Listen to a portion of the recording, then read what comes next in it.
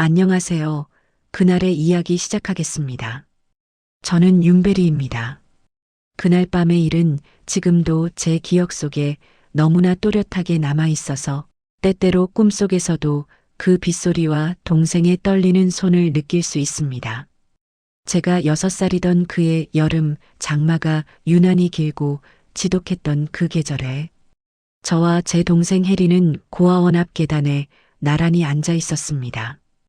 폭우가 쏟아지는 밤이었고 하늘에서는 번개가 번쩍이며 온 세상을 순간순간 환하게 비추었다가 다시 어둠 속으로 밀어 넣었습니다. 겨우 3살이었던 혜리는 제 품에 안겨 온몸을 떨고 있었고 저는 제가 할 수 있는 최선을 다해 동생을 꼭 껴안으며 작은 목소리로 속삭였습니다. 혜리야, 괜찮아. 언니가 여기 있잖아. 언니가 너를 꼭 지켜줄게. 하지만 저도 무서웠고 왜 우리가 이곳에 있는지 정확히 이해할 수 없었습니다. 아침까지만 해도 엄마가 우리를 데리고 버스를 탔고 낯선 동네를 한참 동안 걸었으며 그러다가 어느 순간 엄마는 잠깐만 기다려라는 말과 함께 우리를 이 계단에 앉혀두고 사라져 버렸습니다. 처음에는 정말 금방 돌아올 줄 알았지만 해가 지고 어둠이 깔리고 비가 내리기 시작해도 엄마는 나타나지 않았습니다. 혜리는 계속 엄마 하고 울었고 저는 동생의 눈물을 닦아주며 곧 올 거야. 조금만 기다려라고 거짓말을 해야 했습니다. 그렇게 몇 시간을 기다렸을까요? 고아원 문이 열리고 한 선생님이 우리를 발견했습니다. 선생님은 깜짝 놀라며 우리를 안으로 데리고 들어가 따뜻한 수건으로 몸을 닦아주고 따뜻한 우유를 한 컵씩 건네주었습니다. 엄마는요? 제가 물었을 때 선생님은 안타까운 표정으로 고개를 저으며 엄마는 다시 안 오실 것 같구나라고 말했습니다. 그 순간 저는 알았습니다. 우리가 버려졌다는 것을, 이제 우리에게는 서로밖에 없다는 것을 말입니다. 고아원에서의 첫 며칠은 혼란스러웠지만 저는 혜리만은 꼭 지켜야 한다는 생각으로 버텼습니다.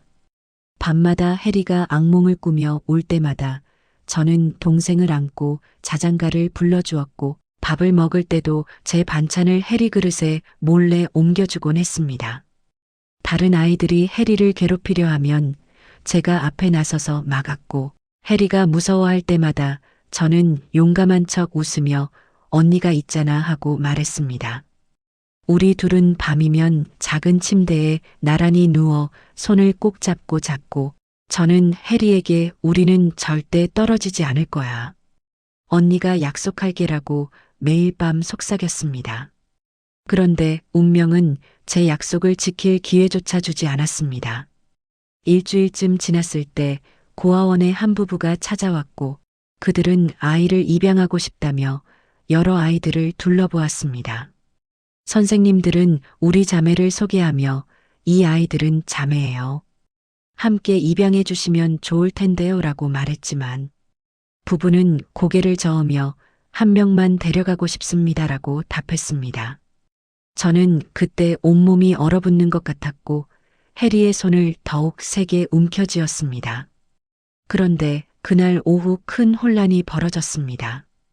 입양 서류를 준비하던 중에 누군가 아이의 이름을 잘못 적었고 원래 다른 아이를 데려가려던 다른 부부와 서류가 뒤바뀌는 일이 생긴 것입니다.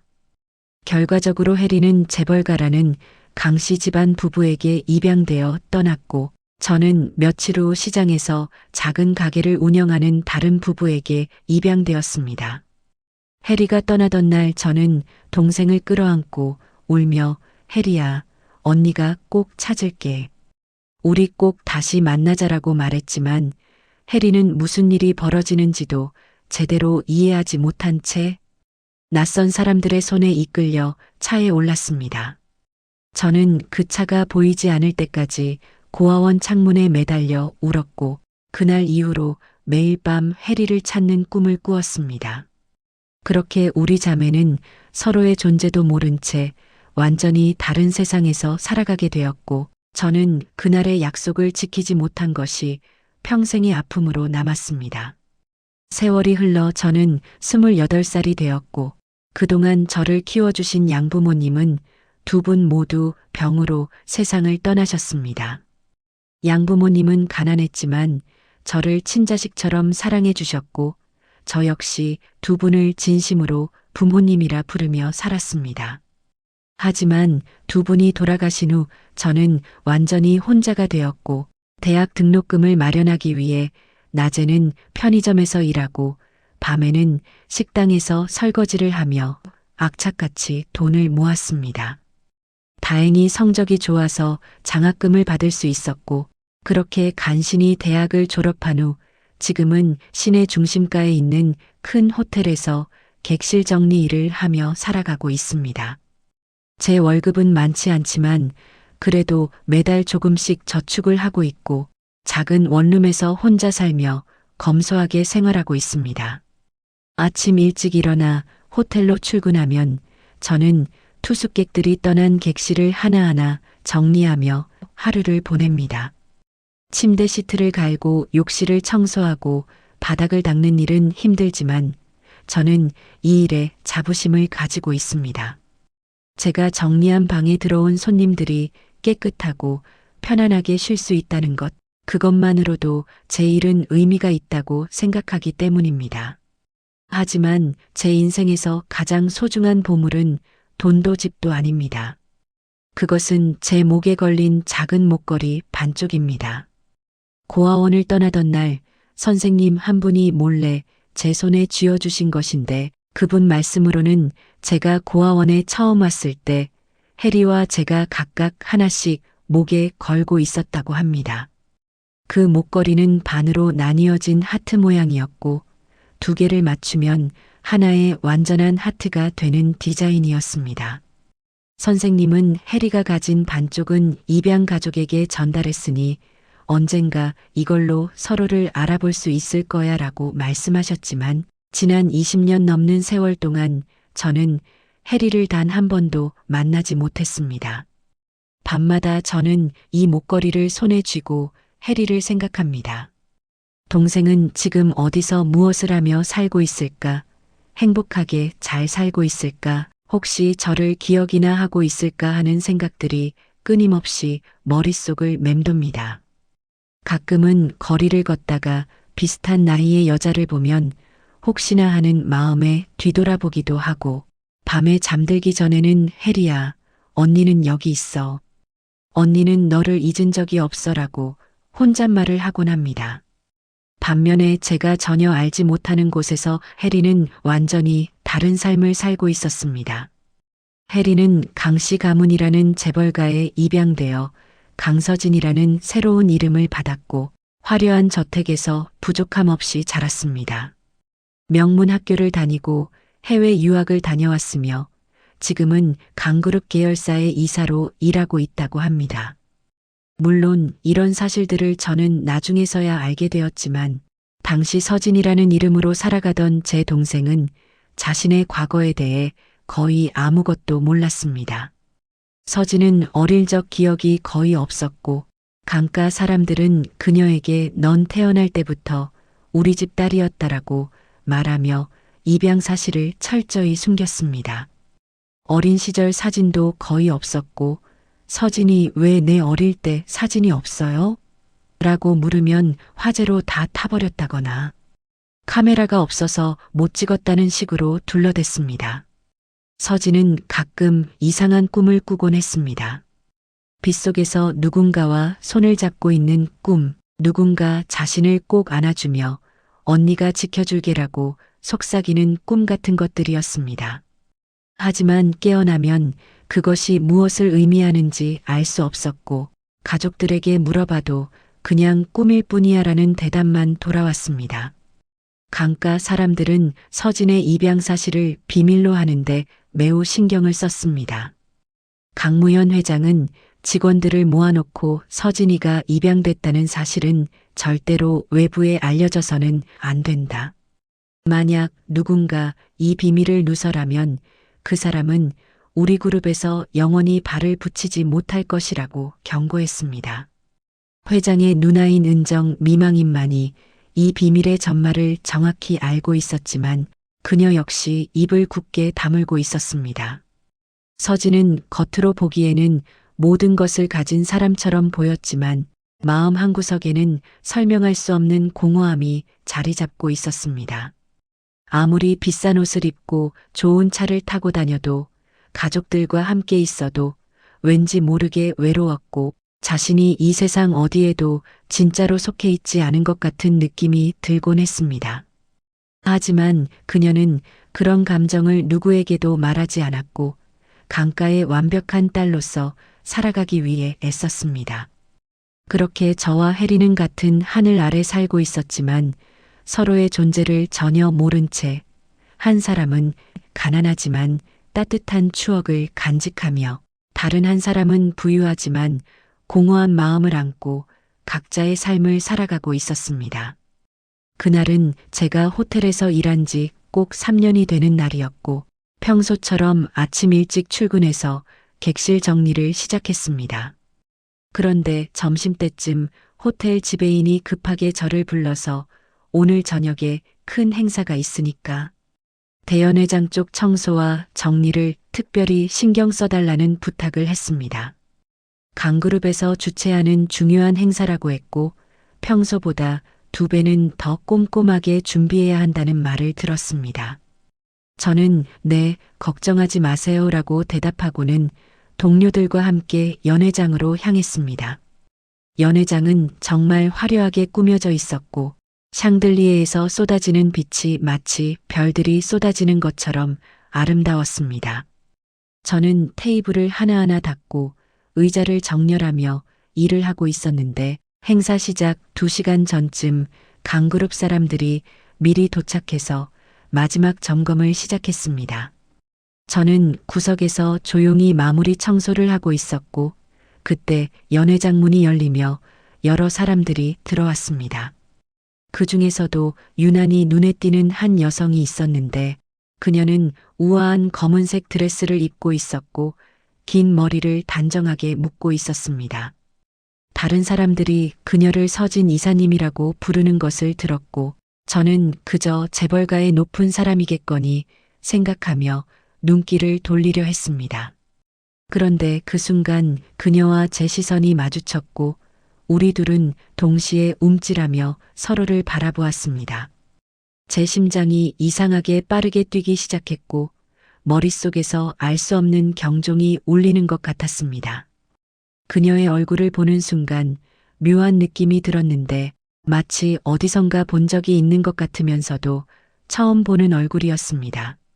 아니, 정확히 말하면 거울을 보는 것 같은 느낌이었습니다. 그녀의 눈매, 코의 모양, 입술의 곡선이 제 얼굴과 너무나 비슷했던 것입니다. 서진도 분명 같은 것을 느낀 것 같았습니다. 그녀는 잠시 멈춰서서 저를 빤히 쳐다보았고 옆에 있던 비서가 이사님 괜찮으세요? 라고 물어도 대답하지 못한 채 계속 저를 바라보았습니다. 저는 당황해서 고개를 숙이고 다시 청소 도구를 들었지만 제 손이 떨리고 있다는 것을 숨길 수가 없었습니다. 몇 분 후 서진은 비서에게 무언가 지시를 하며 서류를 넘기고 있었고 저는 그녀가 있는 테이블 근처를 지나가게 되었습니다. 그리고 바로 그때 저는 그것을 보았습니다. 서진이 서류를 넘기기 위해 손을 뻗는 순간 그녀의 오른손 등에 찍힌 작은 점을 본 것입니다. 그것은 보통 점이 아니었습니다. 작은 별 모양처럼 생긴 특이한 형태의 점이었고 손등에 정확히 같은 위치에 있었습니다.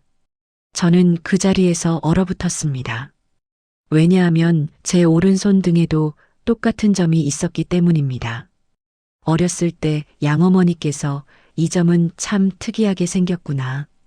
별처럼 반짝이는 것 같아라고 말씀하셨던 그 점 말입니다. 그리고 그때 갑자기 오래된 기억 하나가 번개처럼 제 머릿속을 스쳤습니다. 고아원 선생님이 하셨던 말씀이었습니다.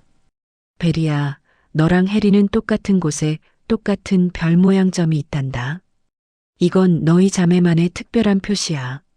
저는 숨이 막히는 것 같았고 무의식 중에 제 손등을 만지작거리며 서진을 다시 쳐다보았습니다. 설마, 정말 설마 이럴 수가 있을까요? 눈앞에 있는 이 우아하고 화려한 여성이 제가 20년 넘게 찾아 헤매던 바로 그 동생일 수 있을까요? 하지만 너무나 믿기지 않았습니다. 제 동생이 재벌가의 이사라니, 이렇게 다른 세상에 살고 있었다니 말입니다. 저는 입술을 깨물며 설마, 아니야, 그럴 리가 없어라고 스스로에게 말했지만 제 심장은 계속해서 미친 듯이 뛰고 있었습니다. 손이 떨려서 들고 있던 걸레를 떨어뜨릴 뻔했고 동료가 베리야, 괜찮아? 얼굴이 새하얗게 질렸는데 라고 물었지만 저는 제대로 대답할 수가 없었습니다. 행사가 시작되기 전에 저는 연회장을 나왔고 직원 휴게실로 가서 한참 동안 진정을 하려고 애썼습니다. 거울을 보니 제 얼굴은 정말로 창백했고 눈에는 눈물이 그득했습니다. 진짜 해리일까, 정말 내 동생일까라는 생각이 머릿속을 떠나지 않았고 제 목에 걸린 반쪽 목걸이를 꺼내 꼭 쥐었습니다. 그날 이후 며칠 동안 저는 제대로 잠을 잘 수가 없었습니다. 일을 하다가도 자꾸만 그날의 순간이 떠올랐고 서진의 손등에 있던 별 모양 점이 눈앞에 아른거렸습니다. 저는 용기를 내서 그녀에게 다가가 물어봐야 할까 고민했지만 만약 제가 착각한 것이라면 어떻게 하나, 혹은 정말 동생이 맞다 해도 그녀가 저를 거부하면 어떻게 하나 하는 두려움이 저를 짓눌렀습니다. 그러던 어느 날 저는 호텔 분실물 보관함을 정리하라는 지시를 받았습니다. 여러 가지 물건들을 분류하고 있었는데 그 중에 작고 정교한 브로치 하나가 눈에 들어왔습니다. 그것은 은색으로 된 브로치였고 작은 하트 모양의 섬세한 무늬가 새겨져 있었습니다. 저는 그 디자인을 보는 순간 또다시 심장이 쿵 내려앉는 것을 느꼈습니다. 왜냐하면 그 브로치의 디자인이 제가 가진 반쪽 목걸이와 똑같은 스타일이었기 때문입니다. 같은 장인이 만든 것처럼 무늬와 형태가 거의 일치했고 분명 같은 시리즈의 제품임에 틀림없었습니다. 저는 떨리는 손으로 브로치를 들고 분실물 기록을 확인했는데 거기에는 강서진 이사, 대연회장에서 발견됨이라고 적혀 있었습니다. 그 순간 저는 알았습니다. 이것은 우연이 아니라는 것을, 모든 퍼즐 조각들이 하나씩 맞춰지고 있다는 것을 말입니다. 브로치를 발견한 다음 날 저는 용기를 내어 서진 이사에게 분실물을 돌려드리기로 결심했습니다. 아침부터 가슴이 두근거렸고 거울 앞에서 여러 번 옷매무새를 고쳤으며 그냥 분실물 돌려드리는 거야. 너무 떨지 말라고 스스로에게 말하면서도 손은 계속 떨렸습니다. 점심시간쯤 되어서 저는 브로치를 작은 상자에 넣어 강그룹 사무실이 있는 호텔 꼭대기 층으로 올라갔습니다. 하지만 리셉션에 도착하자마자 비서가 서진 이사님은 지금 외부 미팅 중이시고 오후 늦게나 돌아오실 것 같습니다라고 말했습니다. 저는 실망한 마음으로 그럼 이 분실물을 전해주시겠습니까? 라고 물었지만 그때 복도 끝에서 한 중년 여성이 저를 보더니 천천히 다가왔습니다. 그녀는 우아한 한복을 입고 있었고 품이 있는 모습이었지만 눈빛에는 무언가 깊은 슬픔 같은 것이 서려 있었습니다. 당신이 윤베리 씨입니까? 라고 그녀가 물었고 저는 깜짝 놀라 네, 그런데 저를 어떻게 아십니까? 라고 되물었습니다. 그녀는 잠시 저를 물끄러미 바라보더니 잠깐 제 방으로 오시겠습니까? 드릴 말씀이 있습니다라고 말했습니다. 저는 영문을 모른 채 그녀를 따라 조용한 응접실로 들어갔고 그녀는 문을 닫고 나서야 자신을 소개했습니다. 저는 은정입니다. 강무현 회장의 친누나이고 서진이를 이곳으로 데려온 사람이기도 합니다. 제 심장이 다시 한번 크게 요동쳤습니다. 은정 미망이는 저에게 자리에 앉으라고 권하고는 찬찬히 제 얼굴을 살펴보았습니다. 서진이와 정말 닮았군요. 처음 당신을 봤을 때부터 알아봤습니다라고 그녀가 말했고 저는 목이 메어 아무 말도 할 수 없었습니다. 그녀는 천천히 말을 이었습니다. 며칠 전 행사 때 당신을 봤습니다. 그리고 서진이도 당신을 봤죠. 그 아이가 얼마나 동요했는지 아십니까? 행사가 끝나고 혼자 한참을 멍하니 앉아 있더군요. 은정 미망이는 잠시 숨을 고르고는 제게 손을 내밀었습니다. 손을 좀 보여주시겠습니까? 라고 그녀가 말했고 저는 떨리는 손을 내밀었습니다. 그녀는 제 오른손 등을 바라보며 그 별 모양 점을 한참 동안 응시했습니다. 그리고는 깊은 한숨을 내쉬며 말했습니다. 역시 그렇군요. 해리라는 이름의 아이에게도 똑같은 위치에 똑같은 점이 있었습니다. 그 아이를 처음 본 날 저는 이 점을 보고 특이하다고 생각했었죠. 저는 그 순간 숨이 막혀오는 것 같았고 가슴 속에서 무언가 터져 나오려는 것을 간신히 참았습니다. 그럼 정말 서진 이사님이 제 동생 해리가 맞습니까? 라고 저는 떨리는 목소리로 물었습니다. 은정 미망이는 천천히 고개를 끄덕였습니다. 맞습니다. 우리가 23년 전에 고아원에서 데려온 그 아이가 바로 당신의 동생입니다. 우리는 그 아이에게 강서진이라는 새 이름을 주었고 태어날 때부터 우리 집안의 딸인 것처럼 키웠습니다. 저는 그 자리에서 울음을 터뜨릴 뻔했지만 은정 미망인의 다음 말이 저를 얼어붙게 만들었습니다. 하지만 베리 씨, 당신은 이 사실을 서진에게 말해서는 안 됩니다. 그녀의 목소리는 단호했고 눈빛은 진지했습니다. 저는 이해할 수 없다는 표정으로 그녀를 바라보았고, 왜요? 제 동생인데 왜 제가 말을 하면 안 됩니까? 라고 물었습니다. 은정 미망이는 창밖을 바라보며 무거운 표정으로 말했습니다. 서진은 지금 강씨 가문의 얼굴입니다. 언론에도 자주 나오고 사회적으로도 중요한 위치에 있습니다. 만약 그 아이가 입양되었다는 사실이 알려지면 그리고 가난한 친언니가 갑자기 나타났다는 소문이라도 나면 어떻게 되겠습니까? 사람들은 온갖 추측을 할 것이고 서진의 인생은 산산조각 날 겁니다. 저는 고개를 저으며 저는 동생에게 해를 끼치려는 게 아닙니다. 그냥 동생을 만나고 싶을 뿐입니다라고 말했습니다. 하지만 은정 미망이는 더 충격적인 진실을 말하기 시작했습니다. 베리 씨, 당신은 왜 우리가 서진을 데려왔는지 아십니까? 사실 강 회장에게는 친딸이 있었습니다. 서진보다 6달 먼저 태어난 진짜 딸이 있었죠. 하지만 그 아이가 갑작스러운 병으로 세상을 떠났고 회장과 부인은 그 슬픔을 감당할 수가 없었습니다. 주변 사람들도 아이가 죽었다는 사실을 믿지 못했고 회사 주가도 흔들리기 시작했습니다. 그녀는 잠시 말을 멈추고 물을 한 모금 마신 후 다시 말을 이었습니다. 그래서 우리는 결정을 내렸습니다. 죽은 아이와 비슷한 나이의 여자아이를 입양해서 공백을 메우기로 한 것입니다. 그렇게 해서 데려온 아이가 바로 당신의 동생 해리, 지금의 서진입니다. 우리는 모든 기록을 조작했고 서진이 태어날 때부터 우리 집안의 딸이었던 것처럼 만들었습니다.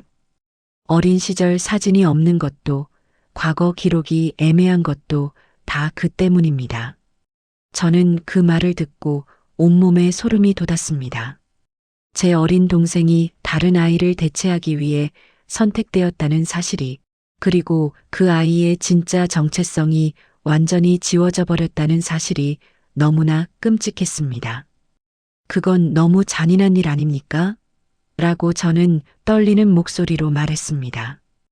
은정 미망이는 슬픈 눈으로 저를 바라보며 알고 있습니다. 저도 그 결정에 찬성했던 것을 평생 후회하고 있습니다. 하지만 이미 23년이 지났고 서진은 이제 강서진으로 살아왔습니다. 그 아이에게 갑자기 진실을 말하는 것이 과연 그 아이를 위한 일일까요?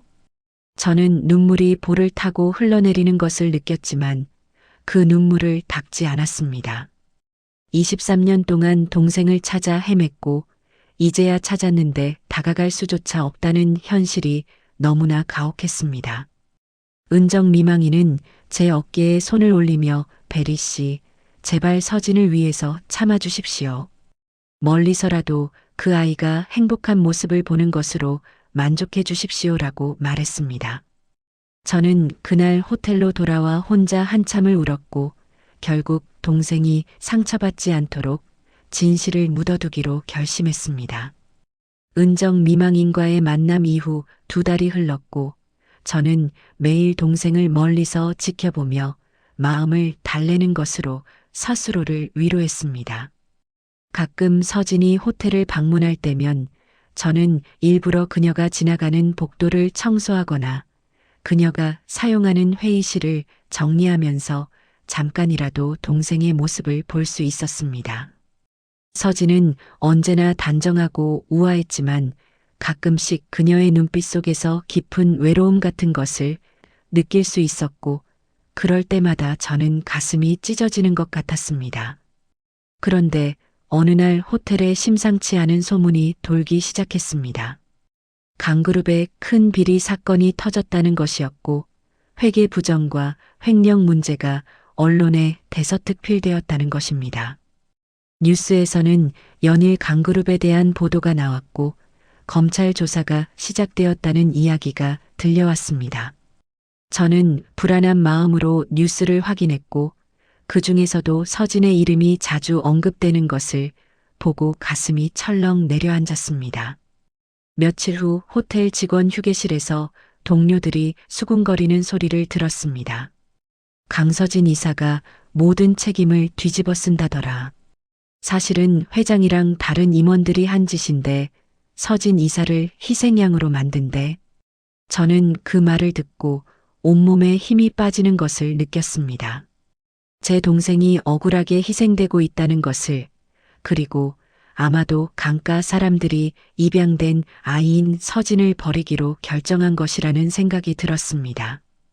그날 밤 저는 은정 미망인에게 전화를 걸었고 그녀는 무거운 목소리로 사실을 인정했습니다. 맞습니다, 베리 씨. 회장과 다른 사람들이 서진을 내치기로 결정했습니다. 위기에 몰리자 입양된 아이라는 이유로 무정하게 버리는 겁니다. 저도 막아보려 했지만 소용이 없었습니다. 저는 분노와 슬픔이 동시에 치밀어 올랐고 어떻게 그럴 수 있습니까? 23년 동안 딸로 키워놓고 이제 와서 버린다는 게 말이 됩니까? 라고 소리쳤습니다. 은정 미망이는 한숨을 쉬며 말했습니다. 베리 씨, 이제 당신이 나서야 할 때인 것 같습니다. 서진에게는 이제 당신밖에 없습니다. 그 아이가 진짜 가족을 만나야 할 때가 온 겁니다. 저는 전화를 끊고 나서 한참을 생각했습니다. 과연 제가 동생 앞에 나타나는 것이 옳은 일일까? 혹시 동생이 저를 거부하면 어떻게 하나 하는 두려움이 있었지만 동생이 혼자 외로워하고 있을 거라는 생각에 더 이상 참을 수가 없었습니다. 다음 날 저녁 때마침 폭우가 쏟아지기 시작했습니다. 마치 23년 전 우리 자매가 고아원 앞에서 떨어진 그날 밤처럼 거센 비가 내렸고 하늘에서는 천둥과 번개가 쳤습니다. 저는 일을 마치고 호텔 뒤편으로 나가려는데 계단 구석에서 누군가 웅크리고 앉아 있는 모습이 보였습니다. 가까이 다가가 보니 그것은 서진이었습니다. 서진은 비에 젖은 채 계단에 앉아 조용히 울고 있었고 그 모습은 세상에서 제일 고독하고 외로워 보였습니다. 화려한 드레스도 벗은 채 평범한 옷을 입고 있었고 그 모습은 마치 모든 것을 잃어버린 사람 같았습니다. 저는 천천히 다가가 조심스럽게 말을 걸었습니다. 서진 씨, 괜찮으세요? 서진은 고개를 들어 저를 바라보았고 눈물로 범벅이 된 얼굴로 저를 아세요? 당신은 호텔 직원이시죠라고 물었습니다. 저는 가슴이 터질 것 같았지만 침착하게 말했습니다. 네, 저는 객실 청소를 하는 윤벨이라고 합니다. 그리고 서진 씨, 이거 당신 것 맞죠?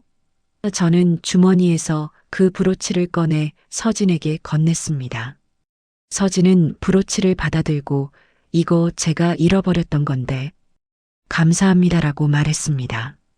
저는 심호흡을 하고 다음 말을 꺼냈습니다.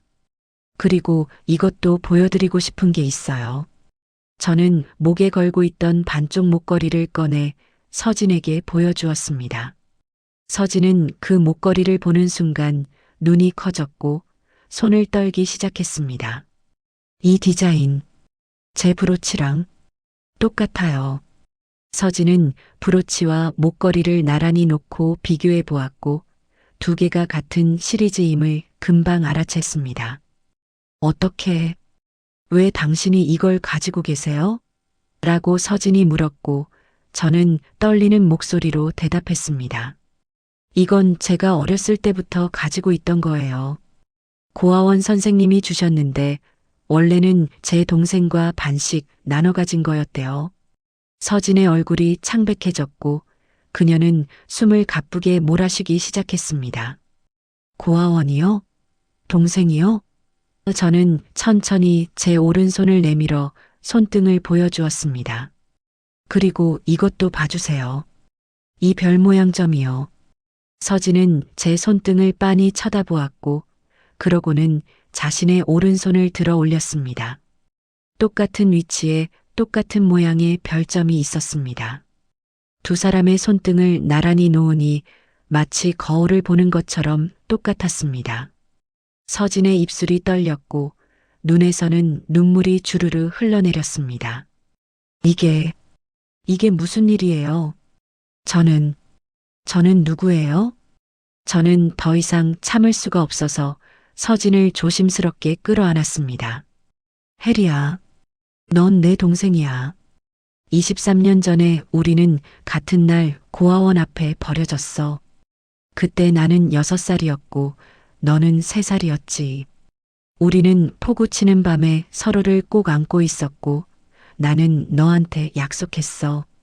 언니가 너를 꼭 지켜줄 거라고.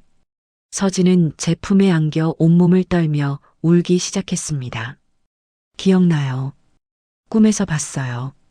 누군가 저를 안아주고 언니가 지켜줄게 하고 말하는 꿈. 그게 진짜였던 거예요? 저는 눈물을 흘리며 고개를 끄덕였습니다. 응, 그게 진짜였어. 나는 너를 한 번도 잊은 적이 없어. 매일 밤 너를 찾았고 이 목걸이를 보며 언젠가는 꼭 다시 만날 거라고 믿었어. 서진은 한참을 울다가 떨리는 목소리로 물었습니다. 그럼 제 진짜 이름은 뭐예요? 윤혜리야. 넌 윤혜리라는 이름으로 태어났어. 그리고 넌 내 소중한 동생이야. 서진, 아니 혜리는 그 이름을 듣고 마치 오랫동안 잊고 있던 무언가를 되찾은 것처럼 깊은 숨을 들이쉬었습니다. 윤혜리, 제 이름, 진짜 제 이름. 저는 동생의 등을 토닥이며 말했습니다. 내가 누구였든 어떤 이름으로 살았든 상관없어. 중요한 건 지금 우리가 다시 만났다는 거야. 그리고 이제부터는 넌 절대 혼자가 아니야. 언니가 여기 있잖아. 그날 밤 우리는 빗속에서 한참을 서로를 껴안고 울었습니다. 23년 만에 다시 만난 자매의 눈물은 빗물과 섞여 흘러내렸고 그 눈물 속에는 그동안의 외로움과 그리움, 그리고 다시 만난 기쁨이 모두 담겨 있었습니다. 그 후 서진은 강가를 완전히 떠났고 더 이상 강서진이라는 이름으로 살지 않기로 결심했습니다. 저는 동생을 제 작은 원룸으로 데려왔고 비록 좁고 누추했지만 서진은 여기가 제 진짜 집 같아요라고 말하며 환하게 웃었습니다. 우리는 함께 새로운 삶을 시작했습니다. 서진은 윤혜리라는 본명을 되찾았고 저는 매일 아침 동생과 함께 식사를 하며 오랜 시간 놓쳤던 이야기들을 나누었습니다. 어린 시절의 기억들, 그동안 살아온 이야기들, 서로가 그리워했던 순간들을 하나하나 나누며 우리는 진짜 자매로 다시 태어났습니다. 23년 전 폭우 치던 밤 우리는 서로의 손을 놓칠 수밖에 없었지만 이번에는 달랐습니다. 우리는 서로의 손을 꼭 잡고 절대 놓지 않기로 약속했습니다. 가끔 혜리는 제 손을 꼭 잡으며 언니, 꿈 아니죠? 우리 정말 다시 만난 거 맞죠? 라고 물어보곤 합니다. 그럴 때마다 저는 동생의 손을 더욱 세게 잡으며 응, 이제 우리는 절대 떨어지지 않아 라고 대답합니다. 그리고 우리는 함께 웃으며 새로운 하루를 시작합니다.